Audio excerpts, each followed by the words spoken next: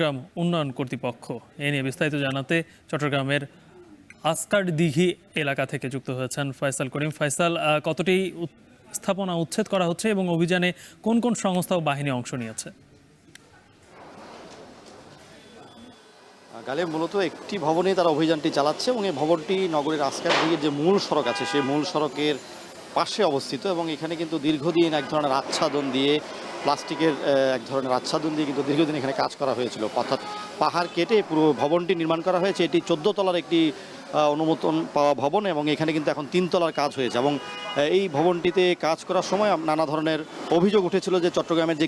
Grindlays পাহাড় আছে আজকের দিকে এলাকায়, সেই গ্রিনলেস পাহাড় কেটে কিন্তু এই ভবনটি নির্মাণ করা হচ্ছিল এবং সিডিএতে বিভিন্ন সময় কিন্তু চট্টগ্রামে যারা পরিবেশবাদী আছেন তারা অভিযোগ দিয়ে আসছিলেন, কিন্তু তেমন কোনো সুফল পাচ্ছিলেন না, কারণ হাইকোর্ট থেকে এক ধরনের নিষেধাজ্ঞা ছিল এবং গতকাল এটির যে নিষেধাজ্ঞা সেটি কিন্তু উঠে যাওয়ার কারণে হাইকোর্টে যে আইনগত যে জটিলতা ছিল সেটি উঠে যাওয়ার কারণেই কিন্তু আজকে সিডিএ এখানে উচ্ছেদ অভিযান চালাচ্ছে এবং আপনারা দেখতে পাচ্ছেন যে আসলে মূলত এখানে যে পাহাড়টির যে অংশটি বাকি রয়েছে সেটি কিন্তু বিশাল একটি পাহাড়ের খণ্ডিত অংশ, অর্থাৎ পাহাড়ের কিন্তু খুব বেশি অংশ আর অবশিষ্ট নেই এবং এই যে স্থানটি রয়েছে বা যে ভবনটি রয়েছে সেটি কিন্তু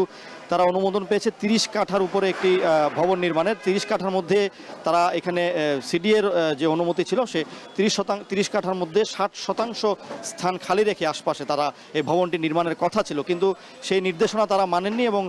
পুরো পাহাড় কেটে কিন্তু পেছন দিকেও তারা ভবন নির্মাণ করছেন। তো বিষয়টি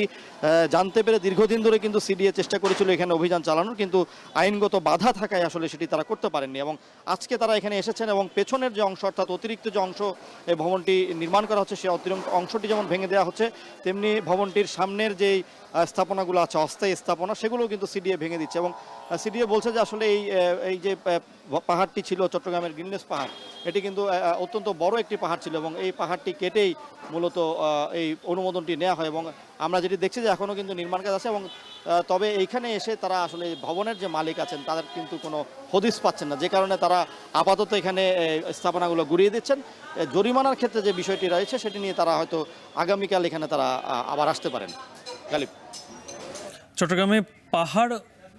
পাহাড় দখল করে যারা বিল্ডিং নির্মাণ করেছিলেন তাদেরকে উচ্ছেদে সিডিএর অভিযান চলছে, সে বিষয়ে সবশেষে জানাচ্ছিলেন সহকর্মী ফয়সাল করিম।